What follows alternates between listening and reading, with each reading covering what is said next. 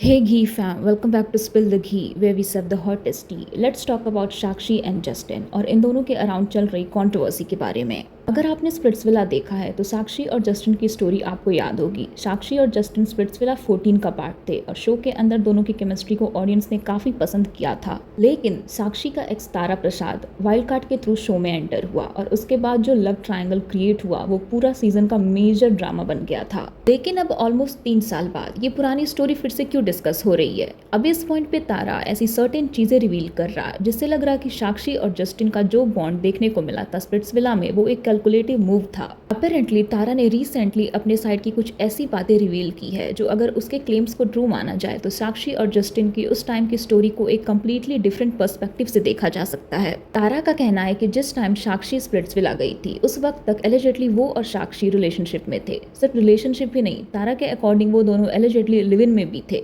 Future को लेकर बातें करते थे और उनका प्लान ये था कि वो दोनों साथ में स्प्लिट्सविला जाएंगे, गेम खेलेंगे और शो भी जीतेंगे। अगर हम तारा के क्लेम्स को टेम्पोररीली साइड बाय साइड रखकर देखें तो स्टोरी में कुछ सीरियस क्वेश्चंस डेफिनेटली रेज होते हैं। बिकॉज तारा का कहना है कि साक्षी ने शो में एंटर करने के बाद जस्टिन के साथ कनेक्शन बना लिया और उस टाइम तारा ने एलिजेडली पब्लिकली कुछ नहीं रिवील किया because he respected Sakshi and didn't want to expose her. अब यहाँ से ऑडियंस का ऑब्वियस क्वेश्चन है, अगर तारा और साक्षी एक्चुअली रिलेशनशिप में थे तो शो में साक्षी ने तारा को सिर्फ एक टॉक्सिक एक्स के पर्सपेक्टिव से क्यों प्रेजेंट किया?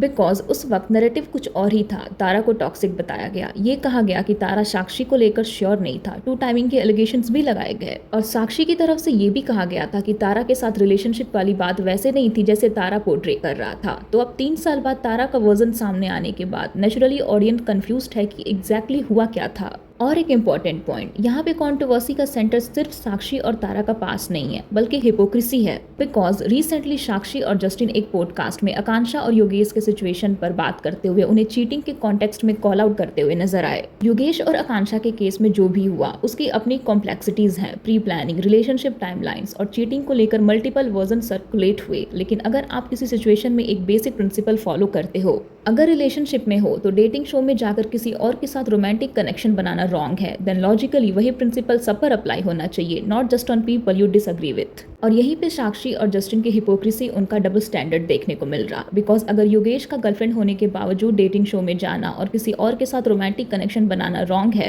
तो अगर तारा के करंट एलिगेशंस को मान लिया जाए तो साक्षी से भी सेम क्वेश्चन किया जा सकता है। आप ये नहीं कह सकते कि हमारी सिचुएशन कॉम्प्लिकेटेड थी इसलिए हम जस्टिफाइड थे, लेकिन दूसरे कपल के केस में रिलेशनशिप था तो तुमने डेटिंग शो में कनेक्शन क्यों बनाया? बिकॉज देन ऑडियंस नेचुरली बोलेगी ये सेम सिचुएशन में डिफरेंट रूल्स क्यों? And this is where the word hypocrisy comes in. और तारा की वीडियो में जस्टिन ने तारा के एलिगेशंस का रिस्पॉन्स देते हुए ये क्वेश्चन रेज किया कि अगर तारा और साक्षी जेन्युइनली रिलेशनशिप में थे तो तारा ने साक्षी को स्प्लिट्सविला जाने ही क्यों दिया? एंड नो डाउट ये क्वेश्चन वैलिड है, लेकिन इसी लॉजिक को रिवर्स करके जस्टिन और साक्षी से भी पूछा जा सकता है। अगर तारा की बातें झूठी हैं और साक्षी तारा के बीच रिलेशनशिप था ही नहीं, then okay, but if Tara's version was somehow true, then audience का क्वेश्चन ऑटोमेटिकली बनेगा कि आप लोगों के केस में जो एक्सप्लेनेशन एक्सेप्टेबल है वही एक्सप्लेनेशन योगेश के केस में क्यों एक्सेप्टेबल नहीं है? बिकॉज जस्टिन का क्वेश्चन है कि if they were actually together why would Tara send her to Splitsvilla? Fair enough, but then another question, अगर आप खुद डेटिंग शो के नेचर को समझते हो तो किसी कमिटेड रिलेशनशिप के अंदर रहकर स्प्लिट्सविला में जाकर रोमांटिक कनेक्शन बनाना कैसे जस्टिफाई होता है, स्पेशली जब आप खुद दूसरे कंटेस्टेंट को एग्जैक्टली इसी चीज के लिए क्रिटिसाइज कर रहे हो।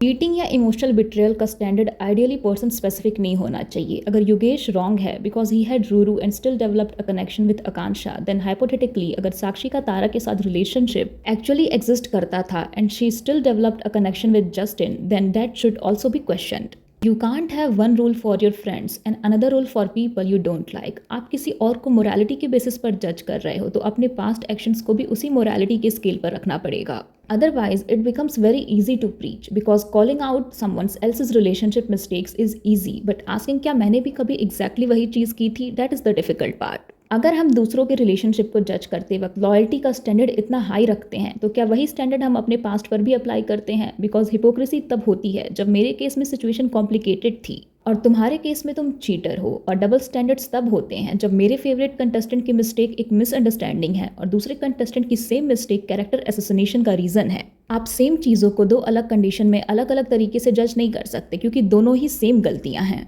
सो या that was it for this video. और अगर आपको ये वीडियो अच्छी लगी हो तो hit like and subscribe and comment what you think and I will see you in the next spill.